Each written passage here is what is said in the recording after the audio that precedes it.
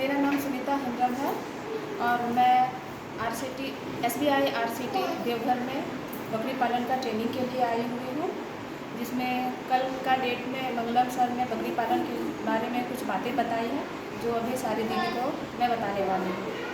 जिसमें पहला सत्र में हमें ये बताया गया है कि हमारे स्थानीय बकरी, जिसको ब्लैक बंगाल कहा जाता है, वो अच्छी नस्ल है लेकिन दूध और मांस देने में उतनी अच्छी नहीं है। इसीलिए बाहर से, दक्षिण अफ्रीका से कुछ अच्छी नस्लों को लाया जाता है, उसको स्थानीय बकरी के साथ क्रॉस करके उसमें मांस और दूध का उत्पादन बढ़ाने के लिए उसको साथ में रखा जा सकता है।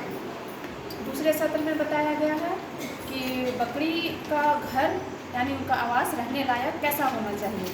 बकरी का घर अच्छा बनाने के लिए उसे ऊंचे जगह में बनाना चाहिए, वो हवादार होना चाहिए, रोशनी आना चाहिए, ऐसा जगह में होना चाहिए जहाँ की बाहरी जानवर का पड़ाव ना हो, वहाँ जल जमाव ना हो और वहाँ बकरी के घूमने के लिए जगह पर्याप्त मात्रा में, आने जाने का सुविधा भी अच्छा से हो सके। बताया गया है कि जब बाहर से बकरियाँ लाया जाता है, दक्षिण अफ्रीका से बाहर से लाया जाता है दूसरे नस्ल की बकरियों को, तो उनको लाके से भी बकरी लाते हैं और हमारे पास सामूहिक रूप से और भी 10 बकरियां हैं, तो उन्हें साथ में नहीं रखना चाहिए।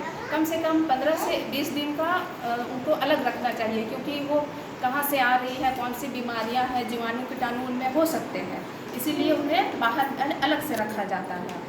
उसमें कुछ बीमारियां होती हैं जिससे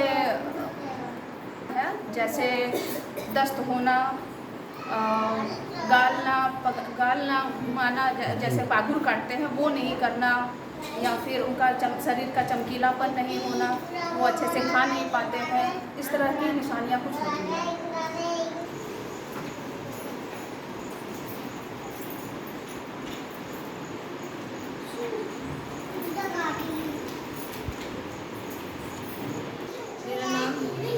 मेरा नाम मीना देवी है। मैं SBI RCT में बकरी पालन का ट्रेनिंग लेने आई हूँ। RCT में देवघर में बकरी पालन का ट्रेनिंग लेने आई हूँ, जिसमें मंगलम सर के द्वारा कुछ महत्वपूर्ण बातें बताएं जो आज मैं सभी दीदी को बताने जा रही हूँ। मैं बकरी का आवास का निर्माण के बारे में बताने जा रही हूँ। बकरी का आवास कैसा होना चाहिए, कैसी जगह पर होना चाहिए, इसका लंबाई पश्चिम होना चाहिए, चौड़ाई उत्तर तथा दक्षिण होना चाहिए, जालीदार होना चाहिए। बकरी में अगर बकरी मेरा नाम खुशबू कुमारी है। मैं SBI RCT देवघर में बकरी पालन का ट्रेनिंग करने आई हूँ, जिसमें मंगलम सर ने बकरी के बारे में निम्न बातें बताई, समस्याओं के बारे में। जब बकरी को जब समस्या आता है उसका लक्षण कैसे होते हैं, उसे कैसे पहचानते हैं।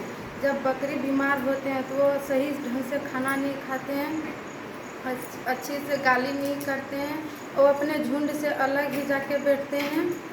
और तीसरे सत्र में बताया है सर बकरी का समूह दृष्टिकोण। अगर हम बकरी सामूहिक रूप से पालन करते हैं तो व्यवसाय में वृद्धि होती है, और 10 से अधिक बकरी पालन करने से व्यवसायी और सरकार को भी लाभ होते हैं। प्रणाम सर, धन्यवाद।